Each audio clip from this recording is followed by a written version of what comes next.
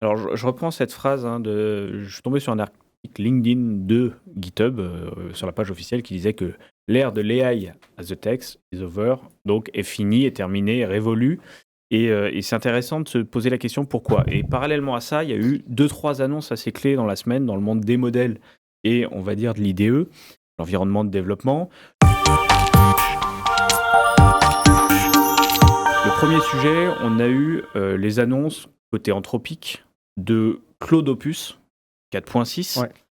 et tout de suite derrière de GPT 5.3 Codex en réaction. Ouvert en API, même pas en mode plateforme, vraiment en réaction.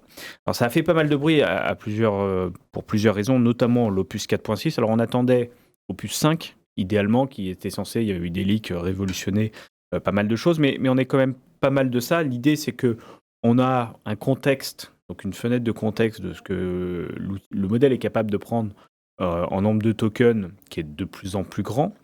Mais surtout, on a aujourd'hui, donc ça nous permet par exemple de travailler sur des docs de plusieurs centaines de pages sans qu'à un moment on arrive à cette fameuse limite qui nous a des fois bloqué quand nos conversations sont trop itérées sur un modèle d'IA génératif. Mais surtout, on a en back-end maintenant des agents qui vont travailler, donc surtout dans la version Cloud Code qui se base sur ce Opus 4.6.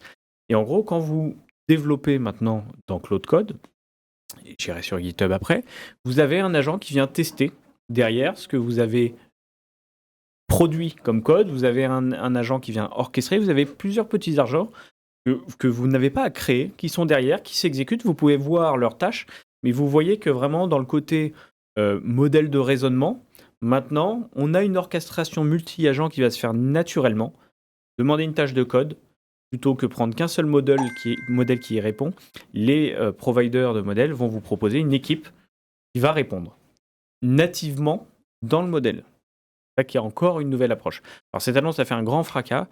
Je crois que la plupart des grosses SS2I mondiales ont perdu 10% en bourse suite à l'annonce. Pour dire. C'était plus Claude Cowork, là, je trouve. Je trouve les 10% c'était plus Claude Cowork, mais, oui, mais c'était sur la semaine, il y avait Claude Cowork plus coup pour coup 4.6 qui avait été annoncé, qui était en lien avec Cowork, mine de rien. Et qui amenait le côté surtout développement plus rapide avec une équipe. Donc sur la vision gros plateau d'ingénierie de développement, ça interroge. Et c'est aussi ce qui a fait trembler les marchés, on va dire. Le deuxième sujet, c'est la partie, donc pourquoi GitHub dit c'est la fin de l'IA en tant que texte. En gros, ce que GitHub nous dit, c'est que jusqu'à maintenant, quand on voulait faire du code, on se devait de décrire le plus précisément possible les étapes attendues, du coup, de donner le plus de contexte possible à l'IA. Et donc, en fait, l'idée, c'est qu'on se perdait dans les explications. Le modèle ne savait plus par quelle tâche commencer. Et quand on voulait être trop précis, finalement, le modèle ne savait pas orchestrer correctement, n'avait pas la logique de développement applicatif nécessaire pour bien respecter tout ce que vous lui avez donné. Donc, le résultat était souvent incertain. Ouais. Hasardeux, exactement. Je pense que le bon mot, c'est ça. C'était hasardeux. Pas totalement faux, mais hasardeux. C'est que tu avais de la chance si ça s'était déroulé dans le bon sens, etc., parce qu'il n'y avait pas de logique.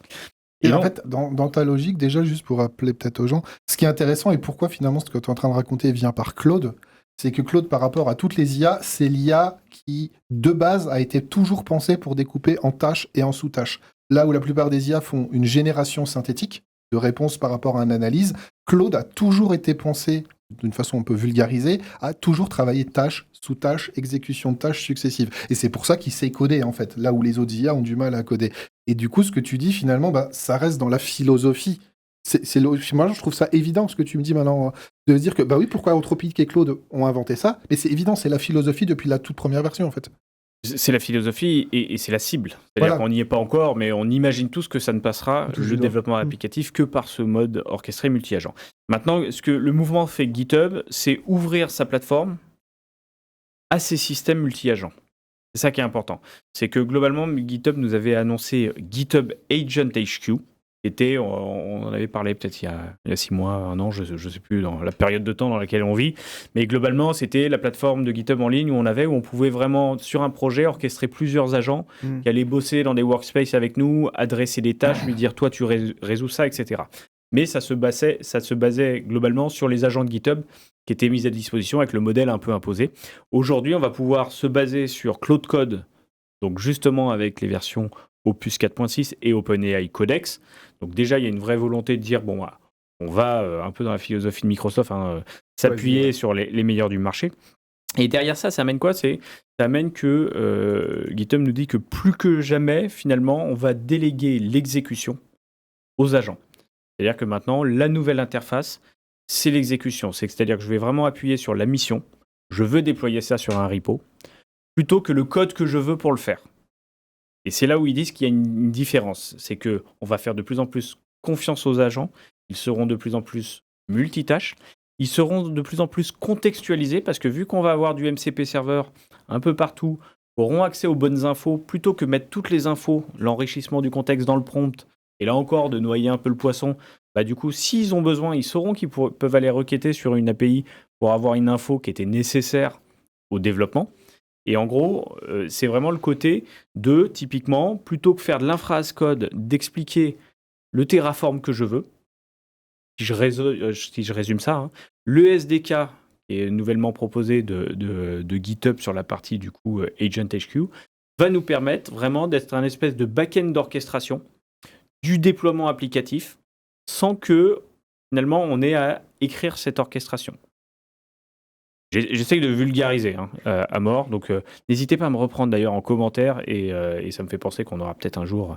Ça se rapproche un peu plus de comment tu travailles avec un développeur en fait. Parce que quand tu arrives avec un recueil de besoins que tu as fait avec tes métiers, moi par exemple, j'arrive pas à rentrer dans absolument tous les détails, etc. Le développeur, je lui fais confiance aussi, son expertise technique elle est là pour un peu. Ou un architecte en fait, un développeur, c'est un peu ça en fait. C'est ça qui me dérange dans la démarche en fait. Et c'est ce qui fait qu'aujourd'hui, la plupart des trucs vibe codés sont des jolies démonstrations, mais quand c'est en prod, il y a un souci. Il manque une étape clé, et ça va rejoindre ta news, tu vas voir comment je vais faire la pirouette. C'est pas j'ai fait mes specs, il y a le développeur. Non, il y a des architectes, des tech leads, des gens un CTO dans l'entreprise qui ont défini les outils, les bonnes pratiques et de quoi on a à faire. En gros, un template de guidelines et de bonnes pratiques à respecter. Et du coup, je repense à ta news précédente où tu parlais qu'on pouvait avoir ce template pour générer des CR de réunions suivant les guidelines d'entreprise.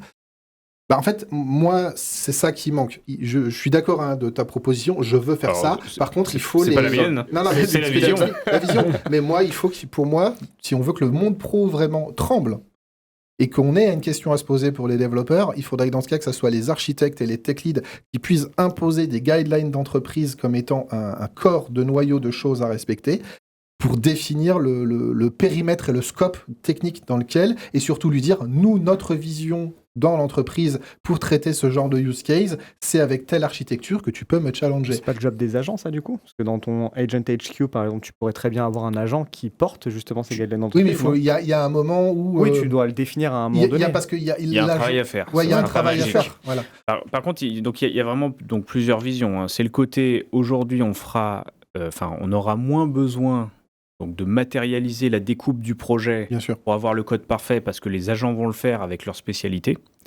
On ira plus dans l'intention de ce qu'on veut faire, mais c'est le code que je viens, pousse-le sur un repo, plutôt que de dire quel est le langage que tu vas utiliser et quel pattern tu dois respecter. Au moment que ça respecte la mission, ce sera fait. Et après, la troisième notion qu'il propose, c'est de dire qu'on va vraiment avoir GitHub qui va être en back-end applicatif. C'est-à-dire via le SDK, quand l'application aura des changements de fichiers, des évolutions des choses, il y aura une espèce d'écoute active, côté équipe dev agentique, globalement, qui interagira en direct sans qu'on lui demande pour aller faire les modifs nécessaires, les évolutions, les corrections de bugs, les choses comme ça. Et donc, ce qu'ils disent, c'est qu'on passe d'un monde où finalement l'agent s'exploitait et l'IA générative dans l'IDE à un monde où il continue avec l'IDE, mais en dehors de l'IDE, en étant complètement relié au monde applicatif qu'on aura mis en place. Et donc, une vraie espèce de connexion entre l'endroit où j'ai initié le projet et la manière dont il vit derrière, mais toujours avec la même orchestration d'agents. C'est un peu ça la vision. Et je trouvais ça assez intéressant parce qu'on sent que c'est le coup d'après chez GitHub, entre les démos qu'on a eues, et que ça va être une grosse rupture. Ça ne veut pas dire que ça fonctionne aujourd'hui, ça ne veut pas dire que ça va être facile à mettre en œuvre, mais c'est dans la roadmap et c'est la vision qui commence à être poussée.